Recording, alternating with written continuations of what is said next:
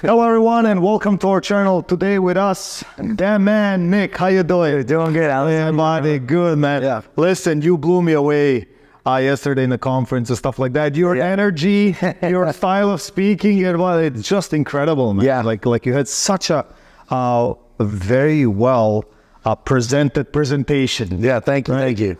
Yeah, you know, it comes from like I've done that presentation at least 50 times already. Like we're doing it every single week. We were talking about AI, how it applies to real estate. Right. And to me, it's when I see something that's this big of an opportunity, like my goal is like I just want everybody here to leave knowing how big of an opportunity the artificial. And you were stressing that, like throughout the presentation and stuff like that. Like you were throwing a couple of big names, obviously big titans of this industry and stuff like that. And guys, AI is still in infant stages, right? As you were saying, right? Yeah, like and stuff like that. Yeah, you know, we're still in that stage where it's early adopter mode, where like you might be seeing some people start to talk about it, but we have over like 500 people attend a webinar a week, and we take like I always ask people at the beginning, we take a survey. Sure. Over 90% of people haven't even used it. Then there's about 7% that are kind of dabbling with it, but they're playing around with it. Even a smaller amount just bought a prompt package and thinks they're experts. Like there are very few people actually utilizing this in their business. Utilizing it properly. And like you said something in your conference, like listen,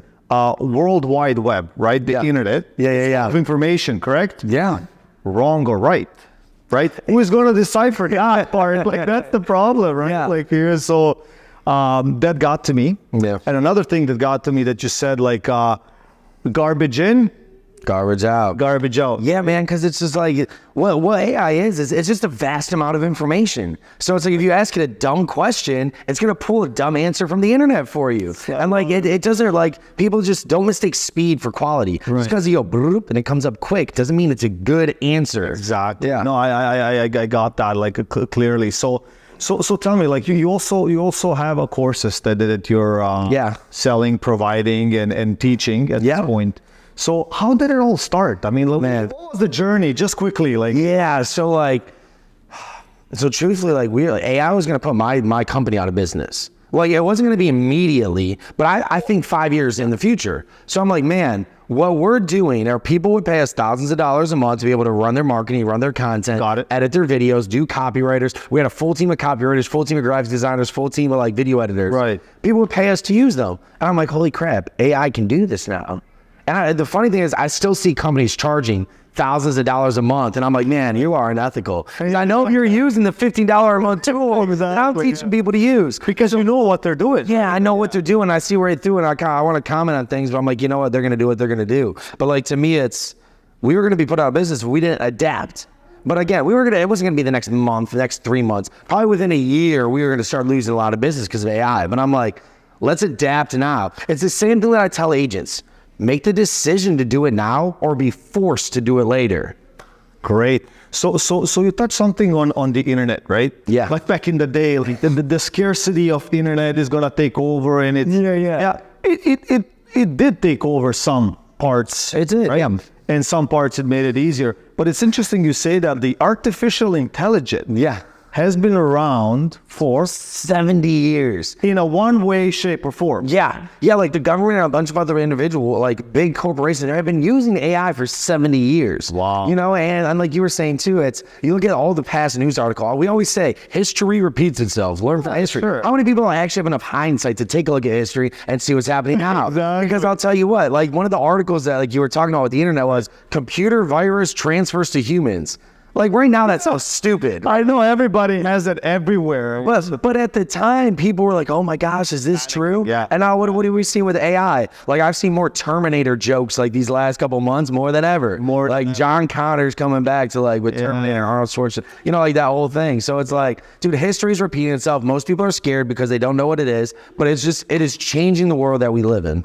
Right. So, I know you have you have a flight to catch, right? Elderly guy. Yeah, we got time. You're a nice guy, but listen, was there a pivoting point or like an intersection in your life when you decided to do what you're doing right now?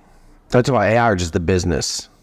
I understand that. Yeah. So was the reason why I'm asking you. I know why I'm asking you, right? Man, so the business, so like just starting our own business, 4 years ago, we went to Mastermind, just like the one that we had here. Right. And, you know, like it just changed my life, changed my whole perspective. I was working a job. I came back, quit my job on the spot, sold everything I had, sold my car, sold my PS3, like anything I gave my hands on, sold it. I'm not even my fault for you. I was like 23 years old. Selling your PS. Yeah, like that, like my PS3, dude, that was a big commitment. You're right. Yeah. Like that was like my baby, right? Like I had all my games saved on it, everything. I'm like, nope, I'm going all in. Yeah. So, you know, like sold everything we had just to be able to start our business, and we really haven't looked back since. Because, you know, it's Al Stasic talks about burning the boats. You know, it's there was a guy. Long story short. Got it. So what it was there was this guy who was trying to take. I think it was crap. He tells the story a lot better. Like the Aztec Empire, I believe, right? And like nobody was ever able to take over them. They were the richest country, and like nobody's ever conquered them. And all of a sudden, this guy was like, you know, he bands people together. He's from Spain, Sure. and he sails across the seas to take over this place. At first, all his men are pumped up, like, yeah, let's go. But the closer and closer they get, man, nobody's already the right thing. Yeah. And then when he gets to the land, he's like, everyone was so nervous. Right. And he looked back. He brought all his men in close. And you know what he said? Burn the boats. They're like, what? He's like, burn the boats. We're either taking over this city or dying. And you know what? They fought really hard. Yeah, They took exactly, over. 100%. So when I came back, I burned all my boats. I'm like, you know, I'm quitting my job, selling everything I had. There's only one way off this island. Yeah. I got to take it over. Yeah, well, Nick, I will not take more of your time. Like I said, you're a busy guy. You're a gentleman. I mean, we've been for a couple of days running around Kingston here in Canada, Ontario, and stuff like that. Like you're a nice guy to be around with, energy through the roof. And I want to thank you sincerely. Hey, thank you, Ellis. Either you adapt or you will be forced to adapt. Yeah, I love it. Well said, Ellis. Thanks for watching.